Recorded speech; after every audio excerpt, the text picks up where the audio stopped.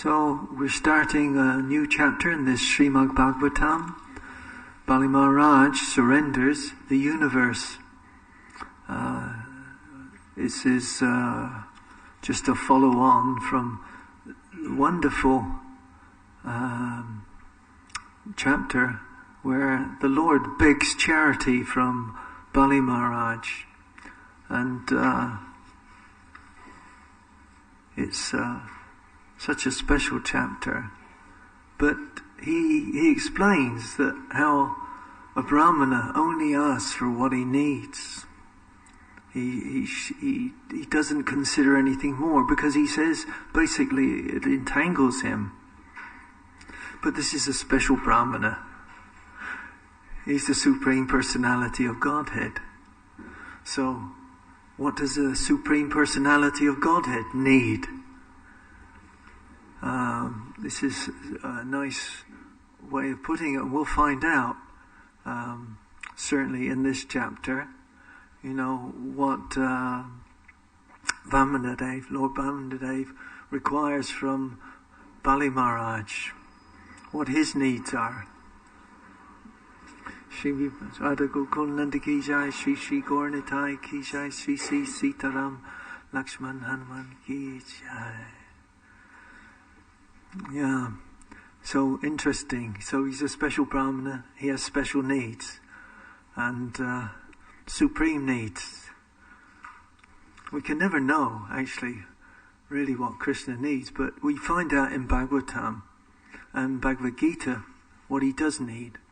And it's a request to us. You know how the Supreme Lord can actually ask something from us, his minute part and parcels, but somehow he's given us some minute independence. And so it's, who knows? We don't even know ourselves sometimes. I find that each day I don't even know what his needs are, or what my needs are. And somehow, but it comes from association. We know what our needs are from association, because it's only in association that we can find out what the Lord wants, and what our needs are, because it develops from fulfilling these needs. And we find out, it's called self-realization. So it's a nice chapter, as Dayabaladev pointed out. It's Guru Tattva. It's all about finding out about Guru, but different sorts of Guru. We can know Sukracharya. He's a different sort of Guru.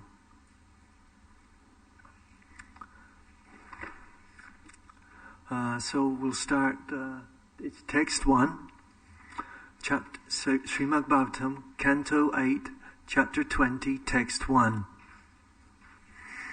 Translation and purport by His Divine Grace, A.C. Bhaktivedanta Swami Prabhupada, Srila Prabhupada Ki. Sri Sukadev Goswami said, O King Parikshit, when Bali Maharaj was thus advised by his spiritual master, Sukracharya, his family priest, he remained silent for some time, and then, after full deliberation, he replied to his spiritual master as follows. Purport. Srila Vishwanath Chakravarti Thakur remarks that Bali Maharaj remained silent at a critical point. How could he disobey the instruction of Sukracharya, his spiritual master? It is the duty of such a sober personality as Bali Maharaj to abide by the orders of his spiritual master immediately, as his spiritual master had advised.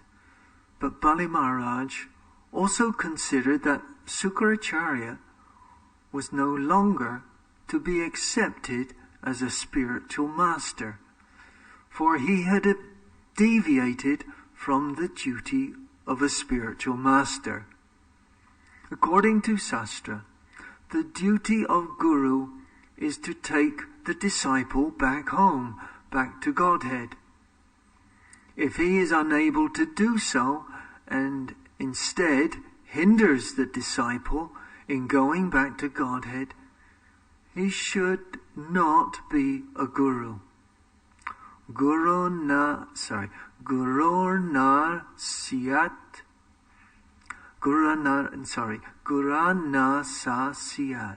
That's Srimad Bhagavatam, Canto 5, Chapter 5, Text 18. One should not become a guru if he cannot enable his disciple to advance in Krishna consciousness. The goal of life is to become a devotee of Lord Krishna, so that one may be freed from the bondage of material existence. Tyaktavadeyam punarjanma nayati marmati sarjana. The spiritual master helps the disciple attains this stage by developing Krishna consciousness. Now Sukracharya had advised Bali Maharaj to deny the promise to Vamanadev. Under the circumstances, therefore, Bali Maharaj thought that there would be no fault if he did not disobey the order of his spiritual master. He deliberated on this point. Should he refuse to accept the advice of his spiritual master, or should he independently do everything to please the Supreme Personality of Godhead? He took some time. Therefore, it is said, Tushnim Bhutvachyanam Rajan Uvacha Vahito Gurum. After deliberating on this point, he decided that Lord Vishnu should be pleased in all circumstances, even at the risk of ignoring the Guru's advice to the contrary. Anyone who is supposed to be a Guru, but who goes against the principle of Vishnu Bhakti, cannot be accepted as a Guru.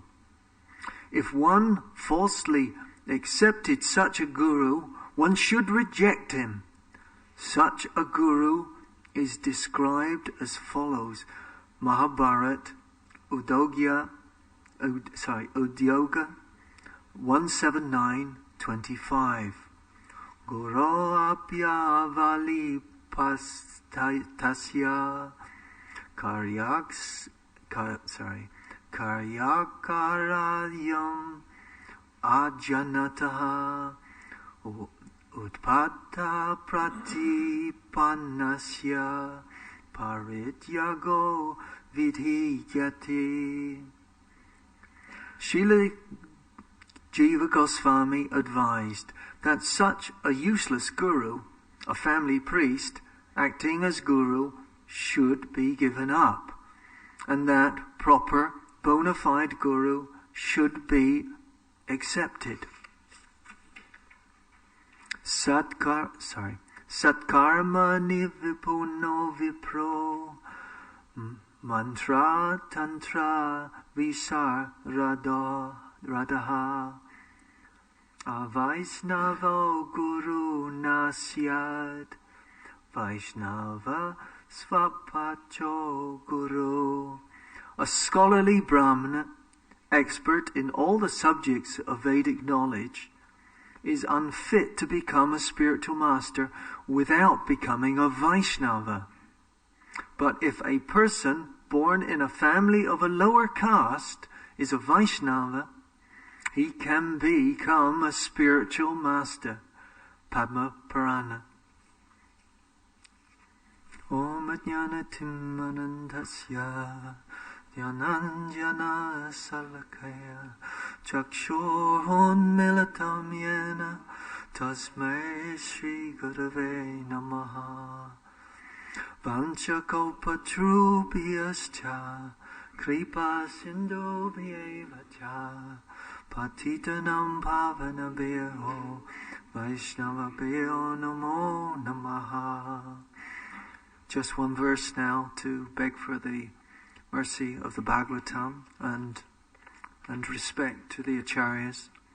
Samsara sagre magnam dinamam kuruniti karma grihaya gritangam mamudava bhavamava. I've fallen into the ocean of repeated birth and death, and I am totally distressed. My karma is like crocodiles ready to bite me. O ocean of mercy, please pick me up from the ocean of material existence. Srimad Bhagavatakyayo yam pratyaksha krishnaivahi savrikrito shimayanata muktayatam bhavasagare. The Srimad Bhagavatam is actually Krishna himself. O my Lord, to get released from this cycle of birth and death, I have taken shelter at your lotus feet. Manorate madhyayo yam sapala savatvaya nivagineva kartavyam dashaham tava Keshava. My dear Keshava, I am your servant. Please fulfill this desire of mine in serving you through the Srimad Bhagavatam.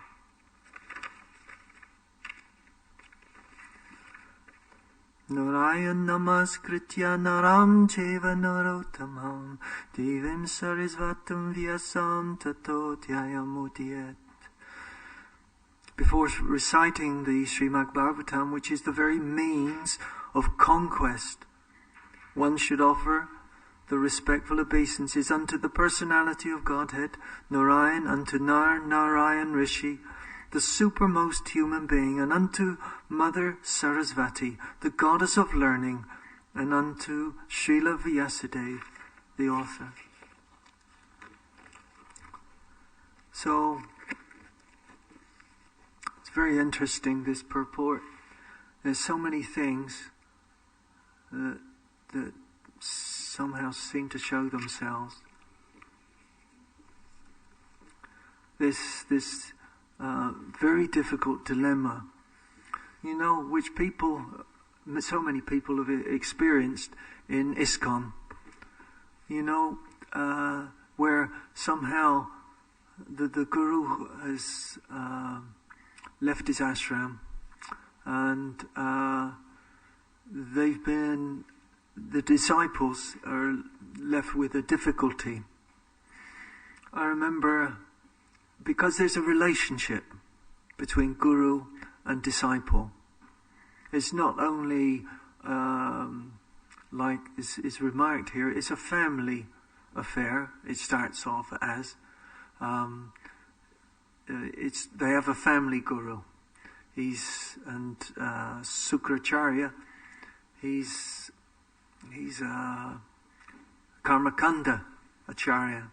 He preached to Bali Maharaj in terms of that he shouldn't let go of his empire, and Sukracharya, he said, this is the Supreme Personality of Godhead in that previous chapter. So somehow he's not a fool. He knows what's happening, but somehow or other he's been covered. He's been covered by this personal motive, and this is where the problem comes. Is in all devotional life, we're covered by the modes of material nature, and we have personal motives, from many, many lifetimes coming through. But in this practice here, if we know the principles of Bhakti Yoga, or the teachings of Prabhupada, Mother Kalangana explained to me that when she went to Poland, there were many people or devotees that their guru had left ISKCON or left their ashram, and they were suffering a great deal, and she went to preach to them. She said the most prominent feature that was evident is that they didn't know the philosophy.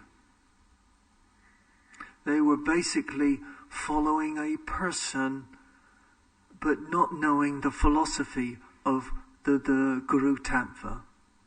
They didn't know the nature of the teachings, that somehow or other that they too had fallen from the regulative principles because of what happened to them. Somehow they felt that they were dependent on this person. And actually, that's the tattva.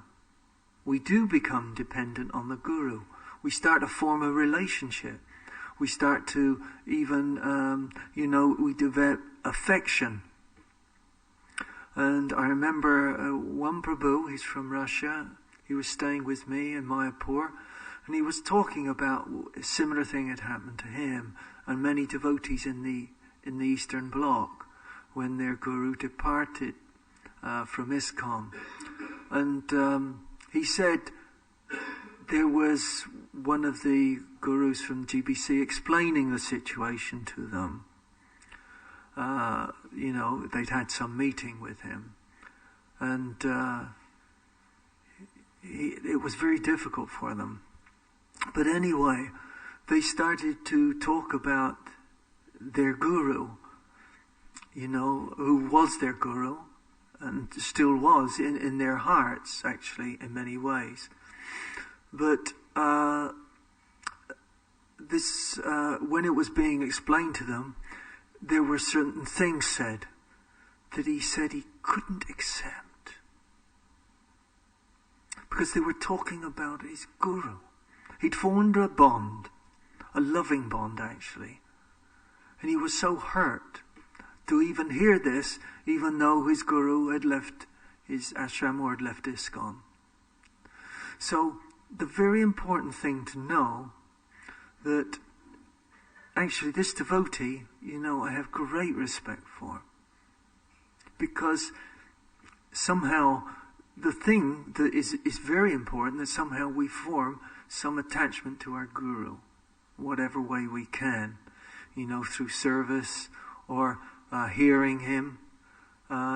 These things are very important for us to know him and to also know the philosophy.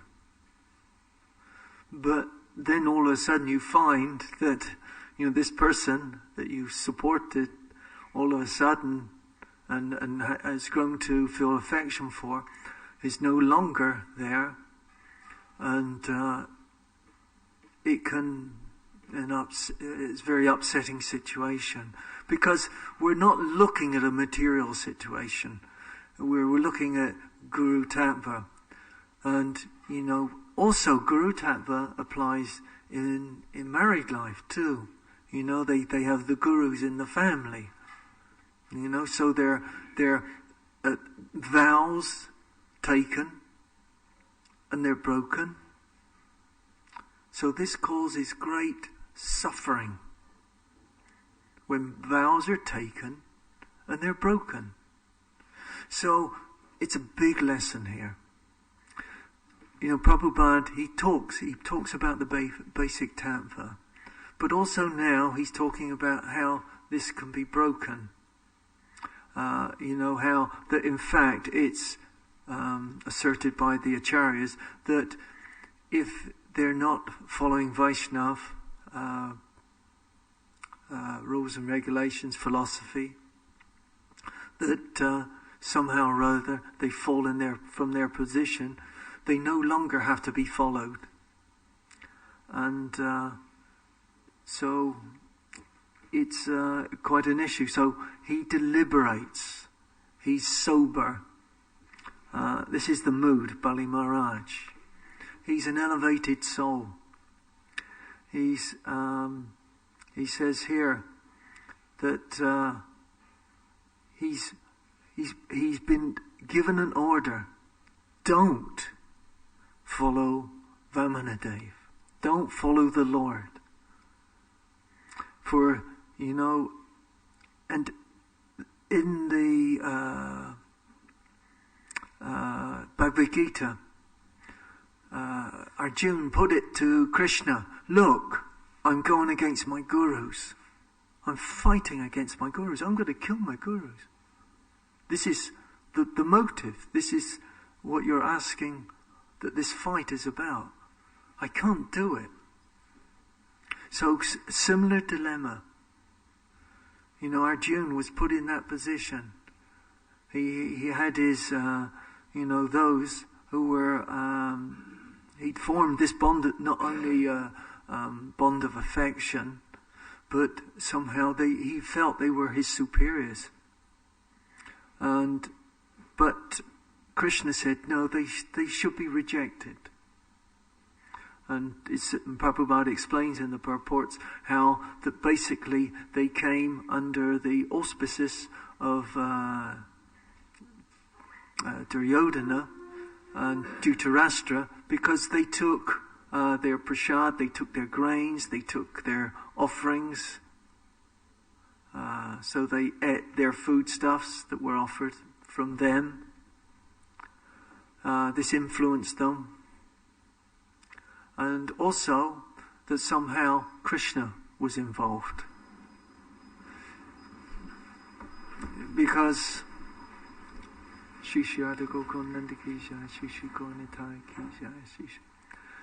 somehow or other Bhishma Dev was asked not to interfere with what was going to happen. So can you imagine Bhishma Dev? He had to follow the order of Krishna. And seeing the disrobing of Draupadi. But there was somehow or other there's a twist that somehow Krishna wants this fight, and it's to fulfill the annihilation of the miscreants and to help the devotees.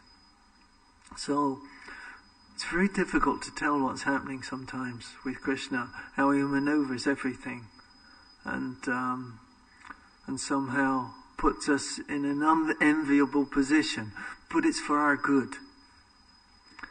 It's all, Prabhupada points out that when Krishna takes away, it's for our good. And as Sukracharya was saying, if you don't put Om in front of a promise, you can break it. That's what he was saying. If you don't put Om there, you can break it. But if you put Om there, that Om means everything's going to be taken away. Om being Krishna. Very interesting, isn't it? And so, when we ally ourselves to the Vaishnava philosophy and the vows, Om is there. So we don't break our vows. So it's a very serious note.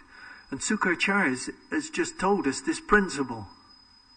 That directly you have this word Om, certain things are going to be taken away from you. And it's your minute independence is almost taken away. The desire is there. But if your desire is for spiritual life, your minute independence becomes one of surrender. This is independence. Real independence. It's freedom. Freedom from the clutches of Maya. Now, the interesting thing too, also from this verse where Sukracharya, he worships in a certain way the material energy. He says, and he's pointing out, Bali Maharaj, that you'll lose these things. And it's important you keep them because of reputation. You've got to maintain. There's so many things and principles he points out.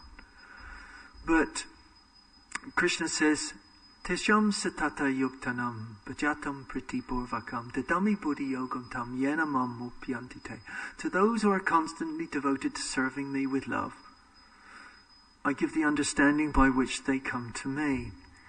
So, but there's two types of Krishna. There's Krishna in his internal potency, and there's Krishna in his external potency. So we can worship the external potency. We'll go to it. He says so. And we worship Krishna in his internal potency. We go to him. So this verse is fulfilling in all ways. Very interesting thing. So you can see with Sukracharya, he's worshipping certain things, and he'll get that. And Bali will get Krishna. And so this is the important thing. Where we worship, where we desire, that's our object of worship. And likewise in, the attractions of the material world, they're there all the time. So this comes in the form of Mahamaya. So he says, the goal of life is to become a devotee of Lord Krishna so that one may become free from bondage. So, but if the Guru is not going to give you this, then they must be rejected. And but at the same time, what occurs to me, sometimes we can't tell, or sometimes we may feel something's wrong in our own spiritual life with our relationship with the Guru. It may be us, it may be them. How can we know? And this is the dilemma that many people have faced in their spiritual life in ISKCON. Because things were happening that were showing themselves, and they weren't following Prabhupada's teachings. And so these people were placed with a dilemma. And somehow, what is very interesting to note is that because they not only broke the principal laws of Vaishnavism, some of them anyway, that they also broke the laws of the land. So in a way, the material energy took them through the laws of the land, because they broke the laws. And so in this way, their nature was revealed. It's very difficult, you could see in ISKCON where nobody likes to tell tales. Well, they shouldn't, because it's part of our principles. It's, we got to be really careful with Vaishnava Aparad, before we criticize another. So, for so long, people stayed in high position, even though that they, according to the principles here, they weren't worthy. But somehow or other, Krishna is in charge. This is the one thing we have to understand. All will be revealed. And in this way, he says, don't worry, surrender to me. And this is the principle Mother Kalangan is talking about. Krishna is the goal. Not this personal relationship that may have failed because of this religious principle. That is not the goal. The goal is to get Krishna. We have to come through this turmoil of relationships that can be caused by rejecting a guru. And so it's a sort of very serious first verse. He says sober. And in the, I'm just looking at, how the word for word translation, it says, the master of household affairs, they're calling Sukracharya. Now this is very sort of illustrative of Sukracharya, how he has come into Bali's life. He's somehow the family guru, but he's also very powerful. He's powerful in his own right. He can, if I remember, as part of the Bhagavatam, where he brings back to life. Oh yeah, it was Bali, wasn't it? Brought him back to life, wasn't it? Sukracharya.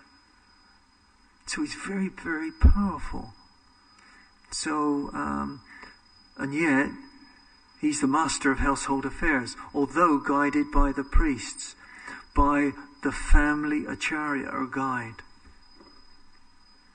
So, there are many people in a dilemma when they come to ISKCON. They also have a family guru. And then they have to take on, maybe, if they come to ISKCON, they have to take the position where they're not necessarily rejecting their family guru, but they have to take a guru as a Vaishnava. And so this can be a dilemma for many people, certainly in our congregation, I would say. And I would certainly say, even in the Christian background, Jesus is our guru, but we don't reject him. So we have the guidance of Prabhupada, how we accept Jesus. We have to know this philosophy to bring us through these emotional dilemmas. We have to know how to reject and accept. And I think that's the point that here. He says, Jiva Goswami has advised that such a useless guru, a family priest acting as guru, should be given up, and that a proper bona fide guru should be accepted. A scholarly Brahmana, expert in all the subjects of Vedic knowledge, is unfit to become a spiritual master is not fit without being a Vaishnava. But if a person born in a family of a lower caste is a Vaishnava, he can become a spiritual master. So, if we're not careful, so this takes it away from smarta brahmanas. In other words, that doesn't matter what caste you are. Because Lord Chaitanya says so. In the Chaitanya Charitamrita. He says, whatever, I'm not this, I'm not that, I'm not a Sudra, I'm not a Vaisya. He says so. It's the one who knows the science of Krishna. So this is what Prabhupada's talking about, and this is what Bali Maharaj is now contemplating in this chapter to help us in our spiritual life and guide us. I think that's about it. I can think of anything to say. Any comments, questions?